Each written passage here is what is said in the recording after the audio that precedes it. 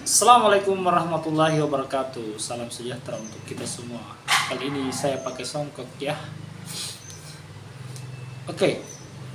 Kali ini saya akan menjelaskan soal bagaimana penciptaan alam semesta dari 3 sudut pandang. Pertama dari sudut pandang ilmuwan, dalam hal ini Stephen Hawking atau nama lengkapnya Stephen William Hawking, yang lahir pada 8 Januari 1942 di Oxford, Britania Raya. Kemudian meninggal di tahun 2018 di Cambridge, Britania Raya.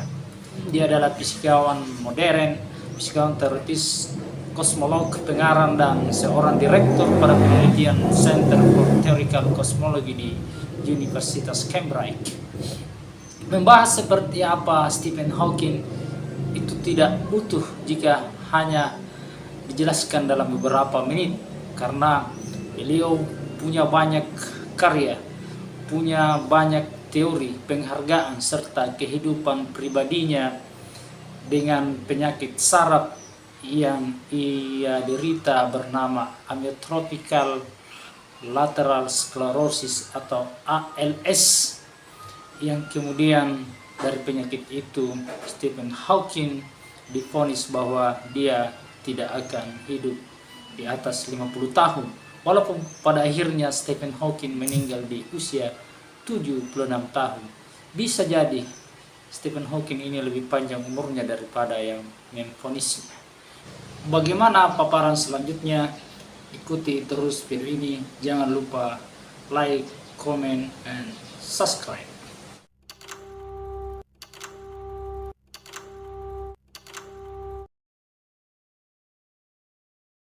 Nah, dari awal saya mengatakan bahwa saya tidak akan menjelaskan banyak hal tentang Hawking, tapi kita mau melihat apa pandangan terakhir, apa kesimpulan beliau dari kehebatannya menjadi kosmolog. Dan setelah dia menjelaskan teori penciptaan alam semesta yang diawali dari tesisnya yang berpatokan pada Big Bang, dia berkata bahwa alam semesta itu tercipta dengan sendirinya. Jika semuanya bisa dibuktikan dengan buat, maka kemungkinan Tuhan tidak diperlukan lagi. Itulah pandangan Hawking sebagai ilmuwan terbesar di abad 20. Lalu bagaimana dengan pandangan Al-Quran?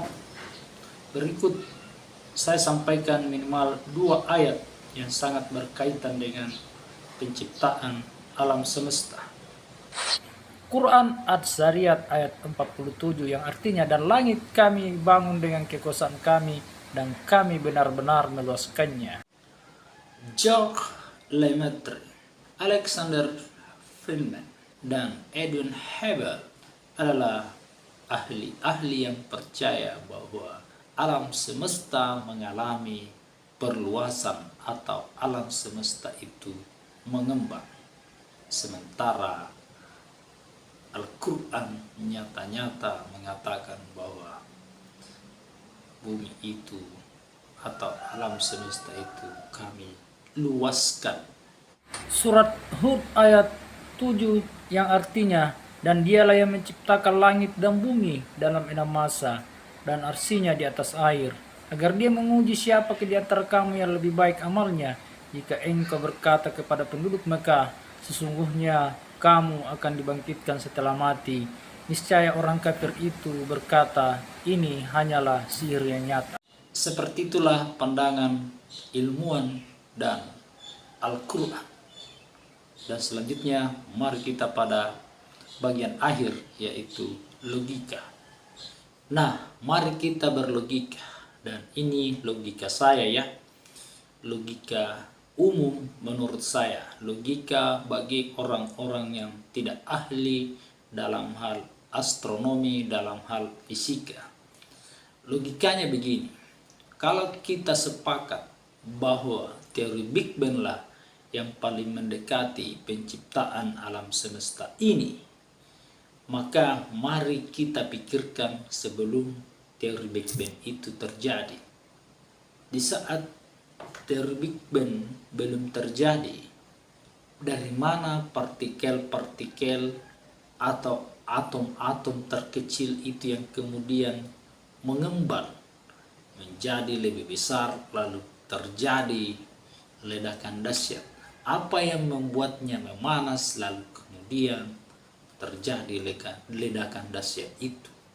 Dari mana unsur panas itu?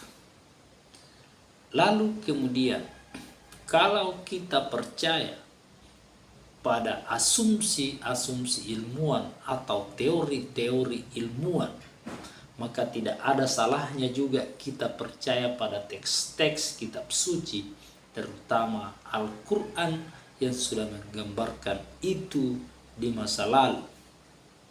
Sementara kita lihat banyak ilmuwan baik Lemaitre, Edwin Hubble, Alexander Friedman adalah percaya bahwa alam semesta mengalami perluasan atau mengembang.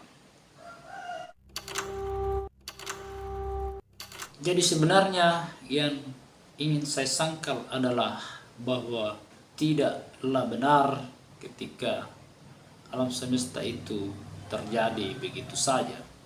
Tidak ada campur tangan energi yang lebih kuat daripada yang ada itu. Oke, kita mesti membedakan antara yakin dan percaya. Percaya itu adalah ketika kita bisa membuktikan semua, ketika kita bisa mengindra apa yang kita teorikan, apa yang kita bicarakan itu bisa diindra, bisa kita lihat, bisa kita buktikan. Bedanya dengan keyakinan adalah bahwa keyakinan itu meskipun hanya melihat tanda-tandanya supaya tidak dikatakan sebagai keyakinan yang buta, meski tidak melihat semuanya, karena ketika kita tidak punya keyakinan maka kita tidak akan punya penyelesaian akan penciptaan alam semesta ini. Begitupun keberadaan Tuhan, ketika kita tidak punya keyakinan maka kita tidak akan habis karena kita akan terus bertanya dan bertanya. Dan keyakinan itulah yang membuat kita selesai.